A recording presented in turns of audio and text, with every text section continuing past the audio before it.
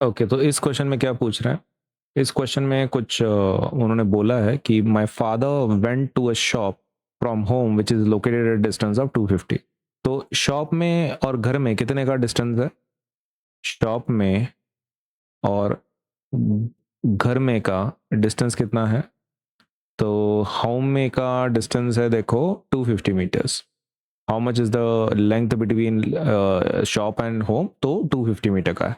On reaching there he discovered that he forgot to carry a cloth bag. तो वो पहले कहाँ से कहाँ गए? शॉप में गए घर से, है ना? ओके, तो वो लिखेंगे अपन, शॉप में गए घर से। ओके, तो होम से पहले कहाँ गए?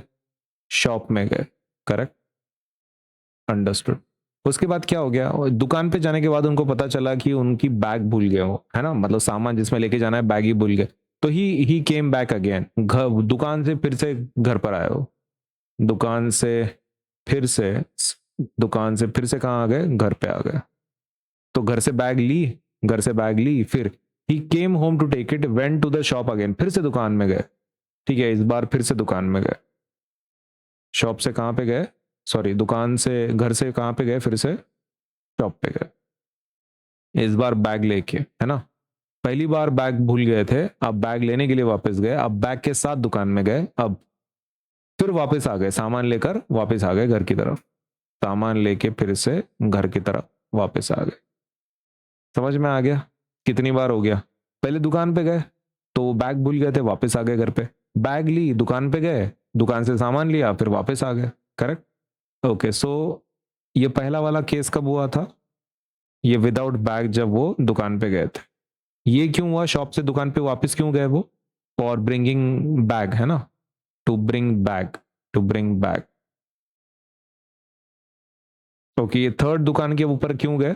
दिस टाइम विद बैग गए थे वो, सामान लेकर बैग में भर के लाने के लिए। और दुकान से घर पे कई को गए वो? सामान लेकर, है ना? With items he had bought, with items he had bought, with items bought. सही है। अब अपने को देखना है कि इसमें क्या निकालना है, कितना डिस्टेंस ट्रैवल किया, कितना डिस्प्लेसमेंट। अब डिस्टेंस मतलब क्या होता है पहले वो समझ के ले लो। What is total distance? Total distance is nothing but the length travelled, है ना? मैं आपको ये लॉजिक समझा देता हूं। डिस्टेंस मतलब क्या होता है? Okay, so what is distance? Distance is nothing but total length travelled.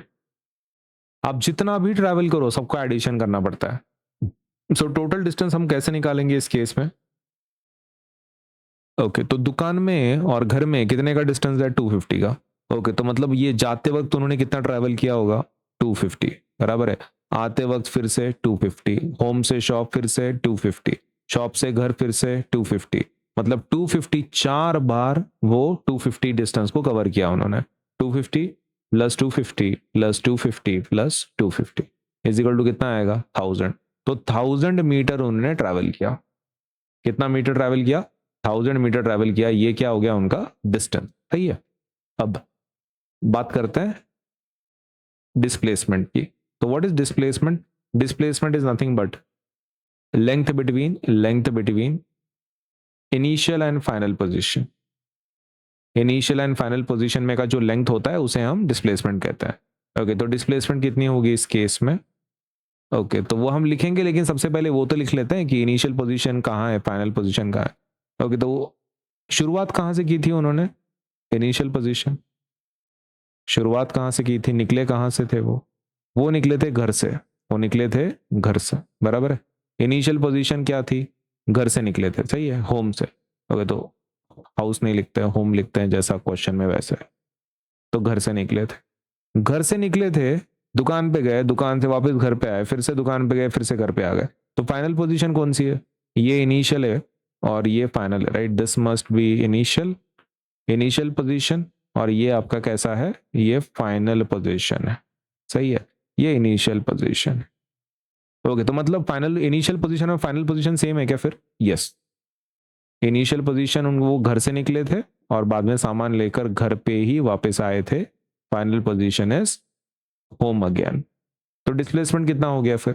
Displacement is nothing but length between initial and final. तो घर से घर तक का डिस्टेंस कितना है?